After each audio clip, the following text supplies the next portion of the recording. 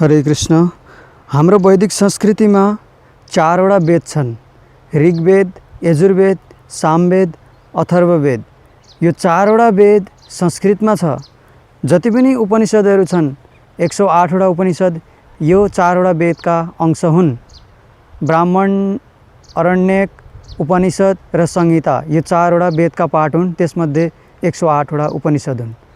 यो वेदहरूलाई बुझ्नको लागि सर्वप्रथम संस्कृत आउनुपर्छ र संस्कृत जान्नको लागि कमसे कम 12 वर्षसम्म सिक्नुपर्छ। अनि बल्ल त्यो व्यक्तिले संस्कृत जान्दछ अनि बल्ल त्यो व्यक्ति वेद बुझ्नलाई सक्षम हुन्छ। यति गाह्रो छ। अनि वेदमा कति धेरै श्लोकहरू छन्, हजारौं। ऋग्वेदमा करोडौं श्लोकहरू छ। एउटा श्लोकको कमसेकम 10 वटा अर्थहरू हुन्छ भन्छन् आचार्यहरू। कति गाह्रो बुझ्नको लागि। अनि त्यसपछाडि आयो पुराणहरू। 18 वटा पुराण छन्, 18 वटा उपपुराण छन्। यस्तो यस्तो गरी 54 वटा कति धेरै पुराण छन्। अनि पुराणलाई पनि 3टा क्याटेगोरीमा क्याटेगराइज गरिएको छ। रजोगुण पुराण, तमोगुण पुराण र सतोगुण पुराण।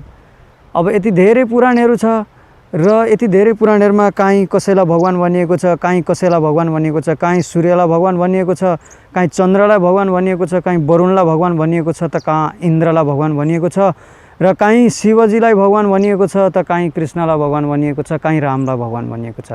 कति धेरै कन्फ्युजको कुरा छ पुराणहरूमा। अनि पुराणबाट कन्क्लुजन निकाल्नको लागि नै कति धेरै वर्ष लाग्ने भयो, किनभने कति धेरै पुराणहरू, कति मोटा मोटा पुराणहरू र अलग अलग देवदेवताहरूलाई सुप्रिम मानेको पुराणहरू छ। त्यसपछाडि आयो रामायण। रामायण 24,000 वटा श्लोकहरू भएको।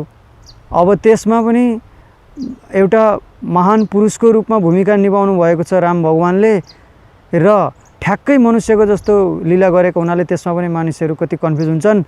24,000 वटा श्लोक पढेर रामायण बुझ्नको लागि कति धेरै टाइम चाहिने, र रामायण पुरा जान्ने मान्छे, रामायण पुरा डिटेलमा सुनाउने मान्छे पनि नभेटिने आजभोलि, र मान्छेहरूसँग टाइम पनि छैन यति धेरै श्लोकहरूलाई बुझ्न, यति लामो लामो क्लासहरू अटेन्ड गरेर रामायण जस्ता पुराणहरू, उपनिषदहरू, वेदहरू बुझ्नको लागि।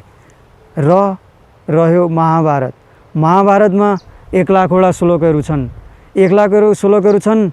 हजारौं क्यारेक्टरहरूको व्याख्या गरिएको छ। भीष्म पितामह, द्रोणाचार्य, भूरिश्रवा, कर्ण, दुर्योधन, 5 पाण्डव, कति धेरै क्यारेक्टरहरू छन्। यो सबै क्यारेक्टरहरूलाई बुझेर, सबैको स्टोरीहरू बुझेर, कृष्ण भगवानको इन्स्ट्रक्सनहरू बुझेर, सबै कुराहरूलाई छानेर अनि त्यहाँबाट धर्मको मर्म निकाल्नुपर्ने हुन्छ।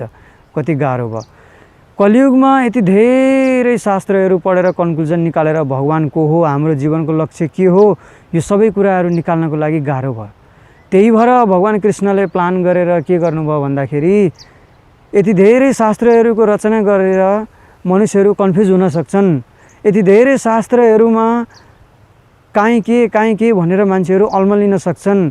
कलियुगको बारेमा पहिल्यै भनिएको छ, प्रायण अल्प आयु छ सभ्य कला अस्मिन् युगे जना मन्द सुमन्द मतयो मन्द भाग्य हिप्युद्धता। कि कलियुगमा मान्छेहरूको आयु कम हुनेछ, कलियुगमा मान्छेहरूको बुद्धि मन्द हुनेछ। यति धेरै कष्टहरू सहेर, यति धेरै मेहनतहरू गरेर कम फल पाउनेछन्। सुख दुःखको चक्करमा घुम्दा घुम्दै मान्छेहरू व्यस्त हुन्छन्। अनि कहाँबाट टाइम हुन्छ यो शास्त्र वेदहरू भगवानलाई बुझ्नको लागि? मान्छेसँग टाइम नै छैन। त्यही भएर भगवानले एउटा प्लानिङ गर्नुभयो।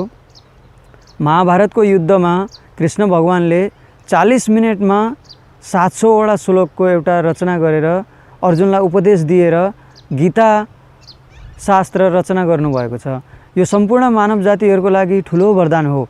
गीतामा जे छ त्यो अन्त छैन, र अन्त जे छ त्यो सबै गीतामा छ। गीतालाई सबैले एप्रिसिएट गर्छन्, ठुला ठुला वैज्ञानिकहरू, अन्य धर्मका व्यक्तिहरू। र यो गीता कुनै एउटा धार्मिक पुस्तक होइन। धर्मको लागि त अन्य पुस्तकहरू पनि काफी छ। धर्मशास्त्रहरू, युधिष्ठिर महाराजले पनि धर्म पालन गरेर देखाउनु भयो, राम भगवानले पनि धर्म पालन गरेर देखाउनु भयो। धेरै यस्ता उदाहरणहरू छन्। धर्म सिक्नको लागि अन्य शास्त्रहरू धेरै उपलब्ध छन्। तर मान्छेको वास्तविक उद्देश्य के हो, परम धर्म के हो, र मानिसले प्रत्येक व्यक्तिले गर्नुपर्ने कर्तव्य के हो, स्त्री पुरुष वैश्य शूद्र सबै क्याटेगोरीहरूले परम सिद्धिलाई कसरी प्राप्त गर्न सक्छन् एकदम सर्टकट मेथडमा भगवान कृष्णले भगवत गीतामा बताउनु भएको छ। भगवत गीतामा केवल 700वटा श्लोक छन्, 18वटा अध्याय छन् र 18वटा अध्याय सबै अध्यायमा लास्टको श्लोकमा यही कन्क्लुजन निकालिएको छ कि भगवानको भक्ति गर्नुपर्छ भनेर। हर अध्यायको लास्ट श्लोक तपाईँ पढेर हेर्नुहोस्, भगवानले त्यसमा एउटा शुद्ध भक्तिको, निष्काम सेवाको र प्रेमको र परम धर्मको चर्चा गर्नुभएको छ। अब कसैले भन्न सक्ला यति धेरै शास्त्र वेदहरू त पढ्ने टाइम छैन र गीता पनि पढ्ने टाइम छैन, किनभने यसमा 700वटा श्लोक छ। त्यस्ता व्यक्तिहरूको लागि पनि भगवान कृष्णले उपाय दिनुभयो। त्यस्ता व्यक्तिहरूसँग अगर टाइम छैन भनेपछि भगवत गीताको 10वां अध्यायको 8वां श्लोक, 9वां श्लोक, 10वां श्लोक र 11वां श्लोक, यी 4वटा श्लोकमा भगवान कृष्णले गीतालाई समराइज गर्नुभएको छ। यो 4वटा श्लोकलाई चतुर्श्लोकी भगवत गीता पनि भन्ने गरिन्छ। यो 4वटा श्लोक पढ्यो भने पनि पुरा भगवत गीता पढे सर हुन्छ। यो 4वटा श्लोकमा पुरा भगवत गीताको मर्म बताइएको छ। अगर तपाईहरुसँग टाइम छैन भनेपछि 4वटा शब्दमा भगवत गीतालाई भन्नुपर्दा यही 4वटा श्लोकले व्याख्या गर्न सकिन्छ। अगर एउटै शब्दमा भगवत गीतालाई भन्ने हो भने यो शरणागतिको शास्त्र हो।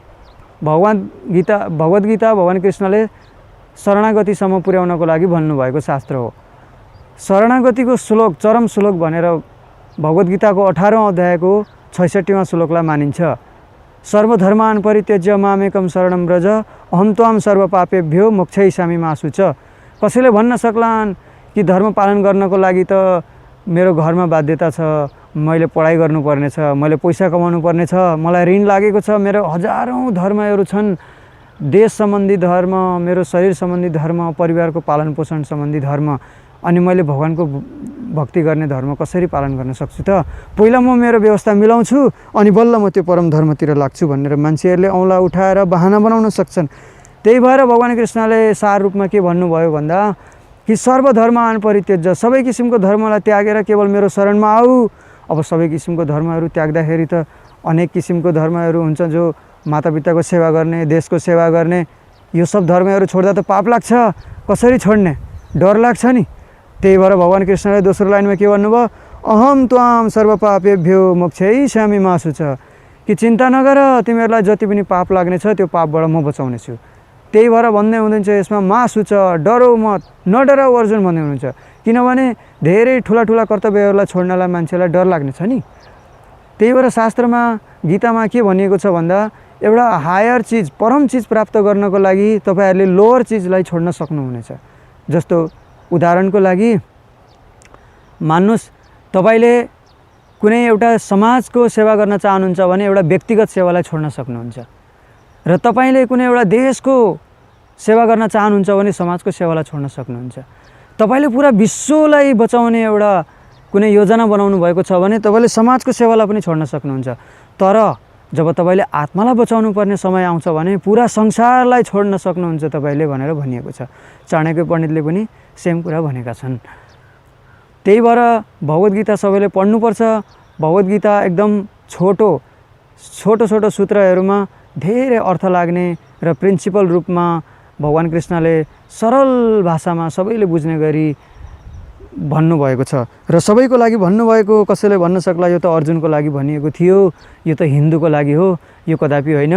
भगवान कृष्णले भन्नुभएको छ गीतामा देहिनो अस्मिनता देहे कौमारम यौवनम जरा तथा देहान्तर प्राप्ति धीरस्तत्र न मय्यति। दोस्रो अध्यायको 13वां श्लोक, कि शरीरधारी जीवात्मा एउटा शरीरबाट अर्को आत्मामा प्रवेश गर्छ अर्को जन्ममा, र यो जन्ममा पनि त्यसले बाल्य अवस्थाबाट तरुण अवस्था, तरुण अवस्थाबाट वृद्ध अवस्थामा परिवर्तन हुन्छ, तर त्यो भित्रको आत्मा जस्ताको त्यस्तै हुन्छ भनेर भन्नुभएको छ। अब यो कुनै धर्ममा बाँधिएको कुरा होइन, यो सबै धर्म मान्नेहरू मान्छेमा यो परिवर्तन देखिन्छ। चाहे हिन्दू होस्, चाहे मुस्लिम होस्, चाहे क्रिस्चियन होस्, चाहे इसाई होस्, चाहे कोही पनि धर्म मान्ने होस्, त्यसको शरीर परिवर्तन हुन्छ नै। त्यो जन्मिन्छ, ठुलो हुन्छ र बुढो हुन्छ र मरेपछि अर्को शरीर प्राप्त गर्छ, तर त्यो भित्रको आत्मा जस्ताको त्यस्तै हुन्छ। यो केवल गीता मान्नेहरूलाई मात्र भनिएको कुरा होइन, यो हिन्दूलाई भनेको मात्र कुरा होइन, भारतवर्षको लागि मात्र भनिएको कुरा होइन, यो सनातन धर्मीवालालाई मात्र भनिएको होइन, यो सबैको लागि हो। यो जहाँ पनि यो परिवर्तन हामीले देख्न सक्छौँ। यो श्लोकबाट के प्रमाण हुन्छ भन्दाखेरि भगवत गीता सबैको लागि भनिएको हो। भगवत गीतामा यस्ता कुराहरू गरिएको छ जो सबैलाई लागू हुन्छ। भगवान कृष्ण भन्नुहुन्छ प्रकृति क्रियमाणानि गुणै कर्माणि सर्वश अहंकार विमूढात्मा कर्ता हम्मिति मन्यते। तेस्रो अध्यायको 27वां श्लोक कि प्रकृतिको गुणहरूले नि तीनटा गुण रजोगुण तमोगुण सतोगुणले कार्य गरेर मानिसहरूले विभिन्न किसिमका आइडिया विभिन्न किसिमका कर्म विभिन्न किसिमका सुख दुःखहरू भोग्ने गर्छन्। तर अहंकारको कारणले तिनीहरूले सोच्ने गर्छन् कि यो त मैले गरिरहेको छु, तर वास्तवमा त्यो भगवानको अपराशक्ति प्रकृतिद्वारा नै भइरहेको छ। अब यो हेर्नुहोस् संसारको कुनै पनि ठाउँमा गएर हेर्नुहोस् यो प्रकृतिको तीनटा गुणले काम गर्छ, चाहे हिन्दू होस् मुस्लिम होस् सिख इसाई कोही भी धर्म मान्ने होस्। प्रकृतिको तीन गुणहरू कोही गरिब हुन्छन् कोही धनी हुन्छन् कोही सुखी हुन्छन् कोही डिप्रेसनमा हुन्छन् कोही माया प्रेमको मोहमा फँसेका हुन्छन् कोही मुक्त भएर हिँडिरहेका हुन्छन्। हरेक किसिमको मान्छेहरू देखिन्छ यो संसारमा। सब प्रकृतिको गुणको अधीनमा अलग अलग क्याटेगोराइजमा आफ्नो जीवनलाई व्यतीत गरिरहेका छन्। यो कहीँ पनि संसारको कुनै पनि जग्गामा जानुहोस् मनुष्यले यही किसिमले जीवन व्यतीत गरिरहेको छ। यो यस्ता धेरै श्लोकहरू छ र भगवान कृष्णले यो भगवत गीता उपदेश दिनुभन्दा अगाडि अर्जुनले भनेका थिए कि मेरो रथलाई कृष्ण कृपया दुईटा सेनाको बीचमा लगेर स्थापित गर्नुहोस्, म हेर्न चाहन्छु कि कस्ता कस्ता व्यक्तिहरू मसँग युद्ध गर्न आएका छन्। भगवान कृष्णले एउटा यस्तो लीला रच्नु भयो कि यो शास्त्र यो उपदेश सबैको लागि हो भनेर देखाउनको लागि भगवत गीता दुईटा सेनाको बीचमा गएर बोलियो है। कसैलाई पक्षपात छैन भन्न खोजेको। सबै जीवात्माहरूको परम धर्म के हो भनेर भगवत गीतामा बताइएको छ। त्यही भएर सबैजनाले भगवत गीता पढ्नु होला। छोटो शास्त्र छ, दिनमा 4-5 वटा श्लोक पढ्यो भने पनि छिटै सकिन्छ।